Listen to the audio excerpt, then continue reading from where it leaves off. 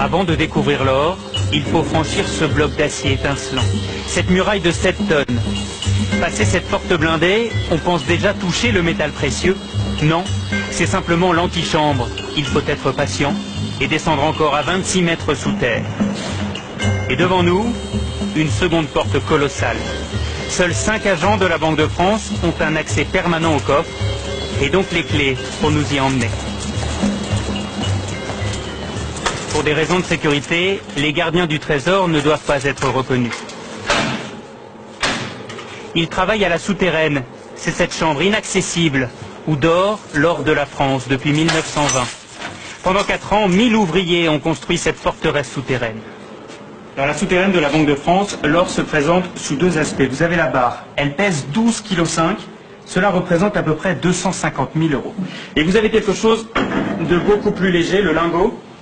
Le lingot pèse 1 kg pour à peu près 20 ou 25 000 €. Et au total, 2500 tonnes d'or reposent sur ces étagères. Cela représente 54 milliards d'euros. Depuis 5 ans, le stock a diminué. La France a vendu 500 tonnes d'or pour acheter des devises en dollars et en yens. Et alors, c'est quoi votre travail ici? On y manipule énormément. Nous ne sommes que 3 en France à le faire. Et ça vous fait quoi de manipuler de l'or? D'abord c'est beau, et puis c'est mythique. Il faut le voir, il faut l'entendre aussi, parce que on dirait du cristal.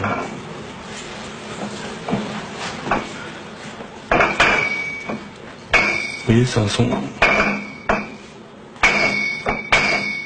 Et tout cet or a bien failli être volé. Nous sommes en juin 40, les Allemands sont à Paris, 4 officiers nazis se présentent à la Banque de France et demandent qu'on ouvre les coffres. Oui, mais ils sont vides. L'or est déjà sur les routes. Il y a 2800 tonnes d'or à évacuer, ce qui est considérable. Vous avez donc de mémoire 400 ou 450 camions, parce qu'en plus il faut réquisitionner les camions, ils ne sont pas tous là, la plupart sont partis sur le front. On fait ça de nuit, et puis là donc on file vers les ports, et puis donc après on partait vers Dakar, vers les Antilles, vers les États-Unis, qui sont les 3 grandes destinations. Seule une caisse de 50 kilos d'or est déclarée perdue. Elle est tombée dans le port de Brest, et certains disent qu'elle a été repêchée. Après la guerre, l'or retrouve son écrin. Aujourd'hui, avec ce stock de 2500 tonnes, la France est le 3e plus gros détenteur d'or au monde, derrière les États-Unis et l'Allemagne. Cet or, c'est la forme ultime de paiement dans le monde. Donc,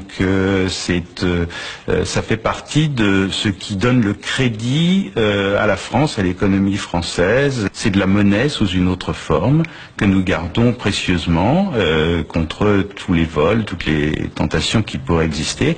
Et comme vous l'avez vu, je peux vous garantir que c'est très très bien gardé. Jamais des cambrioleurs n'ont essayé de rentrer. C'est de toutes les manières impossible. Avant de ressortir, nous longeons ces caisses en aluminium, encore de l'or. Et puis, au détour d'une salle, des sacs de pièces sonnantes et trébuchantes. Des dollars qui rappellent la ruée vers l'or. Notre voyage au royaume de l'or aura duré 2 heures, avant de remonter vers le monde extérieur.